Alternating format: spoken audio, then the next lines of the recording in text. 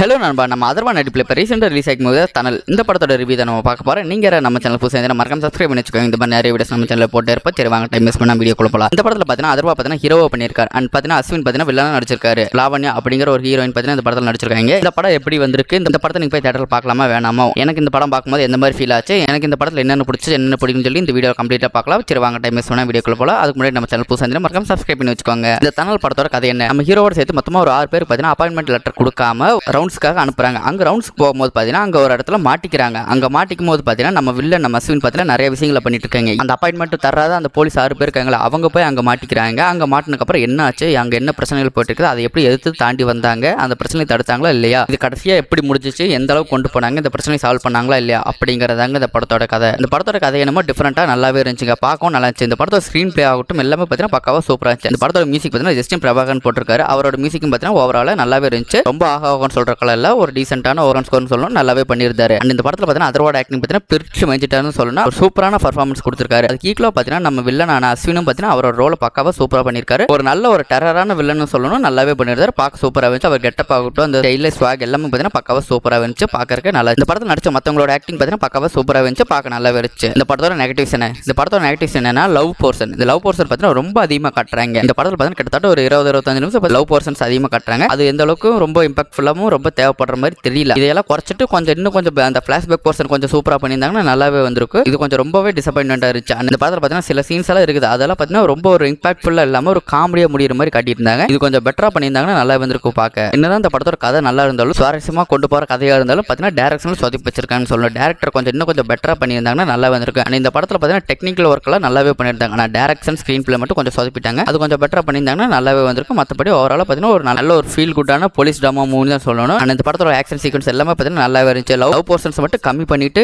Hero elevation இன்னும் கொஞ்சம் பெட்டரா பண்ணியிருந்தாங்கன்னா நல்லாவே வந்திருக்கும். ஹீரோட ஆக்டிங் ஆகட்டும் வில்லனோட ஆக்டிங் எல்லாமே பார்த்தீங்கன்னா நல்லாவே இருந்துச்சு. டேரக்டர் மட்டும் இன்னும் கொஞ்சம் நல்ல ஒரு விறுவிறுப்பாக சூப்பராக கொடுத்துருந்தா நல்லா இருந்துச்சு. செகண்ட் ஹாஃப் எல்லாம் பயங்கரமாக போரிங்காக இருந்துச்சு, எங்கே போகுதுன்னே தெரியாத மாதிரி ரொம்ப வெறுப்பாக இருக்கிற மாதிரி இருந்துச்சு. அது கொஞ்சம் பெட்டராக பண்ணியிருந்தாங்கன்னா படம் நல்லாவே வந்திருக்கும். ஓவரால் ஒரு ஃபீல் குட்டான மூவி தான் சொல்லணும். டெஃபினட்டாக நீங்கள் ஃப்ரீயாக இருந்தால் தேட்டர் செக் பண்ணி பார்க்கலாம். நீங்கள் ரொம்ப ஹைப் கொடுத்து பார்க்குற அளவுக்கு பயங்கரமான மூவியெல்லாம் கிடையாது. ஒரு சிம்பிளான டேரக்ஷனில் நல்லாவே பண்ணியிருந்தாங்க. நீங்கள் டெஃபினட்டாக வேணால் தேட்டர்ஸில் ஃப்ரீயாக இருந்தால் செக் பண்ணி பாருங்க.